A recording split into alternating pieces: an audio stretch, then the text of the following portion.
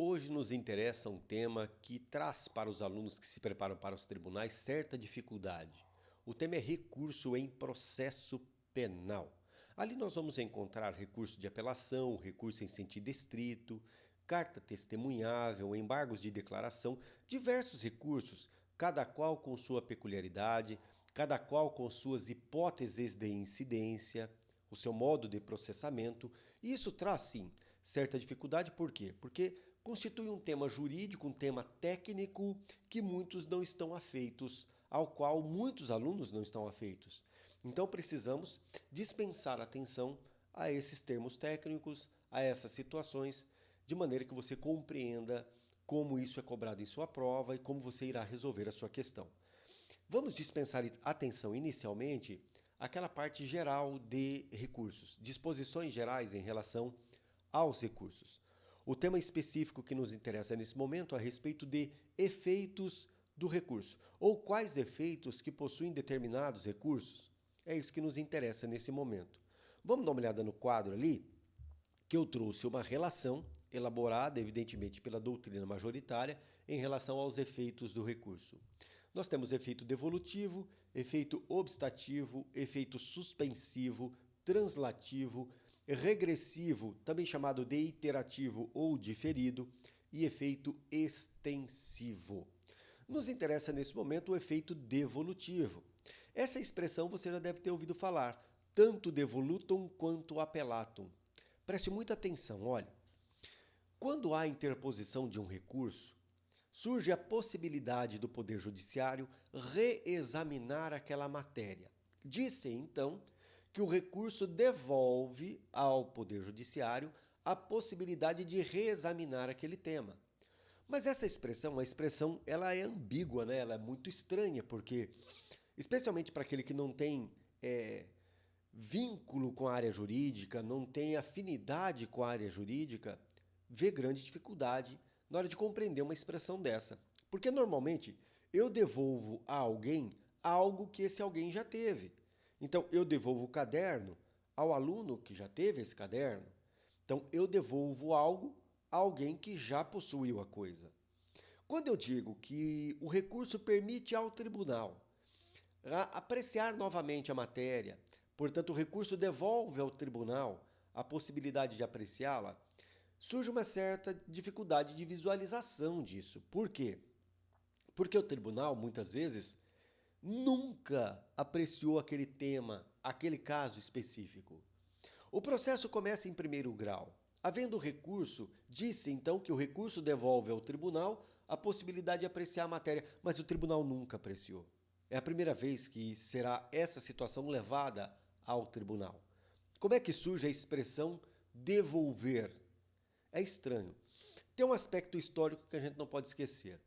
Antigamente entendia-se que o juiz de primeiro grau exercia sua competência jurisdicional mediante delegação do tribunal. O tribunal que lhe é superior delegava a ele competência. Então, a rigor, o juiz estava manifestando uma competência que seria do tribunal e que lhe fora delegada. Daí sim afirmar-se que o recurso devolve ao tribunal a possibilidade de apreciar aquele tema que a rigor seria de sua competência. Então, é essa a origem que nós encontramos a expressão efeito devolutivo. Mas vamos lá, vamos olhar do jeito que nós temos hoje. Segundo a doutrina, o recurso devolve ao Poder Judiciário, órgão julgador, a matéria impugnada nos limites da impugnação. Esse é o efeito devolutivo. Agora, preste atenção, aqui há um mix com o efeito translativo que nós veremos um pouco mais adiante. Mas vamos entender o efeito devolutivo primeiro. O recurso, então, permite que a matéria, e é dessa maneira que eu quero que você compreenda, o recurso, então, permite que a matéria seja reexaminada pelo Poder Judiciário. Então, o recurso devolve ao Poder Judiciário a possibilidade de reexaminar aquela matéria que fora impugnada. Agora, qual o limite dessa reapreciação? No limite do que houve na impugnação, no limite do que fora impugnado. Obviamente que em processo penal, essa expressão no limite da impugnação tem que ser observado com certa reserva, porque em algumas ocasiões o tribunal pode transcender esses limites e julgar temas que não foram trazidos pelo recorrente, mas em benefício do réu. Por exemplo, uma nulidade absoluta que não fora trazida no recurso, o tribunal poderá reconhecer. Mas, ficando aqui no efeito devolutivo, a gente tem que ressaltar que todo recurso devolve ao Poder Judiciário a possibilidade de reexaminar a matéria. Portanto, todo recurso possui efeito devolutivo, sem exceção.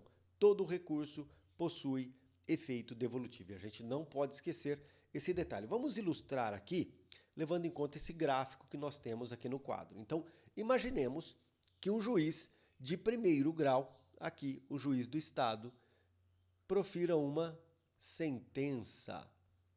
Havendo recurso em relação a essa sentença, ela será agora apreciada pelo TJ, pelo tribunal do respectivo estado. Então, disse que o recurso permite que essa matéria venha a ser apreciada novamente pelo Poder Judiciário. Daí nós encontramos o efeito devolutivo.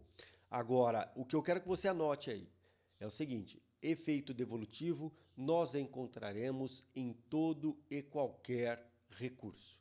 Agora eu te pergunto, você sabe o que é o efeito translativo? Você sabe o que é o efeito iterativo? Isso nós vamos tratar em outros vídeos que nós traremos aqui, tá bom? São aspectos importantes em relação aos recursos, em relação a esse tema que traz aos alunos grande dificuldade, tá bom? Grande abraço.